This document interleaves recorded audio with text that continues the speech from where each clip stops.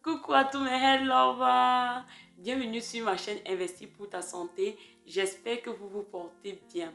Aujourd'hui, je vais partager avec toi 5 signes d'alarme qui vont vous dire en cas d'infection au corona de vous rendre d'urgence dans un centre hospitalier.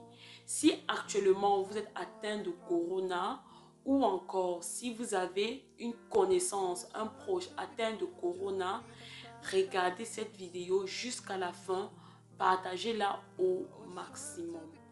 Pour ceux qui ne me connaissent pas, moi c'est Vicma, je suis médecin. J'utilise cet espace pour partager avec vous des vidéos santé, mon expérience, des conseils, des vidéos de motivation afin que vous ayez une bonne qualité de vie. Si cela vous intéresse, abonnez-vous. Si cela ne vous intéresse pas, abonnez-vous quand même pour m'encourager. Premièrement, la fièvre. Une fièvre qui persiste. C'est normal d'avoir de la fièvre de temps en temps lorsqu'on est atteint du corona. Mais lorsqu'on a une fièvre qui persiste, une fièvre qui, malgré la prise des médicaments antipyrétiques, c'est-à-dire des médicaments contre la fièvre, ne baisse pas, cela peut être le signe que notre infection virale due au corona a ouvert des portes à une surinfection bactérielle. Et si nous avons une surinfection bactérielle, il est important de recevoir des antibiotiques. Donc, vous devrez vous rendre à l'hôpital afin qu'on puisse prendre on puisse vous prendre du sang, afin qu'on puisse faire une analyse de sang et afin que vous puissiez recevoir, si besoin, une thérapie antibiotique. Deuxièmement, une toux aggravée. C'est aussi normal de tousser lorsqu'on a atteint de corona, mais lorsque la toux est tellement grave qu'on n'arrive plus à manger et qu'on n'arrive plus à boire, cela peut être aussi le signe qu'on a besoin d'un soutien à l'hôpital.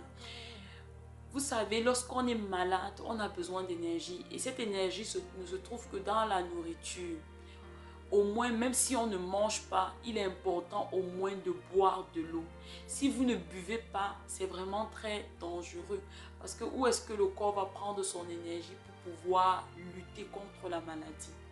Chez les personnes âgées, c'est d'autant plus important parce que pour ceux qui ont vu ma vidéo concernant comment améliorer la vie des personnes âgées, vous allez donc comprendre que l'hydratation qui est tellement importante pour les personnes âgées, si pendant la maladie, surtout une infection des poumons due au corona, ils n'arrivent même plus à boire, c'est que c'est vraiment dangereux et ils doivent être conduits dans un centre hospitalier où on va leur donner des infusions.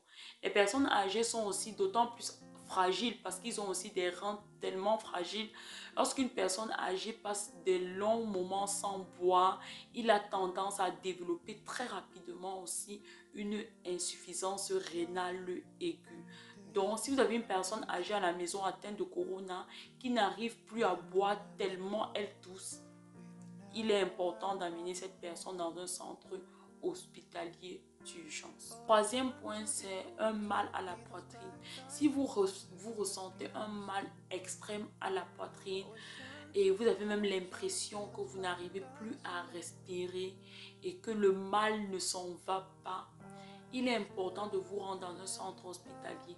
Les patients atteints du corona ont tendance à avoir le sang assez visqueux et ils auront tendance à développer des caillots de sang qui pourront provoquer des embolies pulmonaires ou encore des infarctus du myocarde. Donc, si vous avez une personne à la maison qui a déjà des facteurs à risque cardiovasculaire et qui montre ce symptôme de mal à la poitrine, allez vite dans un centre hospitalier pour qu'on puisse assurer que cette personne n'est pas en train de développer une embolie pulmonaire ou encore un infarctus du myocarde. Quatrièmement, un mal extrême aux côtes. Dû à la toux extrême, plusieurs patients se brisent les côtes pendant une infection au corona et cela fait extrêmement vraiment mal. C'est vrai que pour la plupart du temps, lorsqu'on a une fracture de la côte, on n'opère pas, on gère ça de manière conservative, mais il est important quand même, en cas de fracture, de vous rendre dans un centre hospitalier pour qu'on regarde, que on s'assure que vos poumons ne sont pas touchés. Et, et puis aussi pour qu'on puisse adapter votre thérapie d'antidouleur. Parce que souvent, le paracétamol ne suffit pas lorsqu'on a une fracture des côtes. Cinquièmement, les difficultés respiratoires.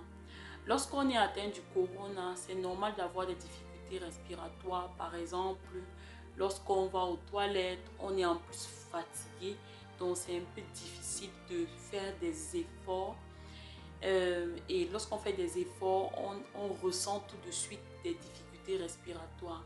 Mais si ces difficultés respiratoires se développent aussi au repos, c'est-à-dire lorsque vous êtes assis, vous ne faites rien, vous êtes couché, vous ne faites rien, vous ressentez que vous avez des difficultés respiratoires, cela peut être le signe d'alarme que vous avez besoin d'un peu plus d'oxygène, que vous avez besoin d'un soutien en oxygène que vous ne pouvez trouver que dans un centre hospitalier. Donc, si déjà à la maison, vous remarquez ces difficultés respiratoires aggravées et que vous avez un saturomètre, c'est un petit appareil qui permet de quantifier la quantité d'oxygène qui arrive dans le sang à travers les poumons, ce serait bien d'utiliser ce saturomètre pour mesurer la quantité d'oxygène que vous avez dans le sang. Et puis, après, en fonction de ce que vous verrez, d'appeler les urgences. Euh, Maintenant, si vous vous rendez aussi compte qu'en plus de la difficulté respiratoire, vous avez des extrémités bleues, les lèvres bleues, surtout aussi chez les enfants et chez les personnes âgées, appelez tout de suite les urgences. Rendez-vous tout de suite dans un centre d'urgence. Rendez-vous tout de suite dans un centre hospitalier. Donc ça, c'est vraiment le signe que vous avez besoin d'oxygène et cela peut arriver pendant une infection au corona que les poumons sont tellement atteints que c'est difficile d'avoir plus d'oxygène dans le sang. Donc ça, c'était les 5 signes. Si vous remarquez l'un de ces signes, rendez-vous directement dans un centre hospitalier, au moins pour qu'on se rassure que vous n'êtes pas en train de développer certaines complications. Ne restez pas à la maison en vous disant non, c'est pas grave, ce n'est rien et tout. Mieux vaut aller à l'hôpital plus d'une fois que ne pas aller du tout et se retrouver avec une personne morte à la maison comme ça. Donc, ce que je voulais vous dire aujourd'hui, merci de m'avoir suivi jusqu'à la fin et à la prochaine. Au revoir.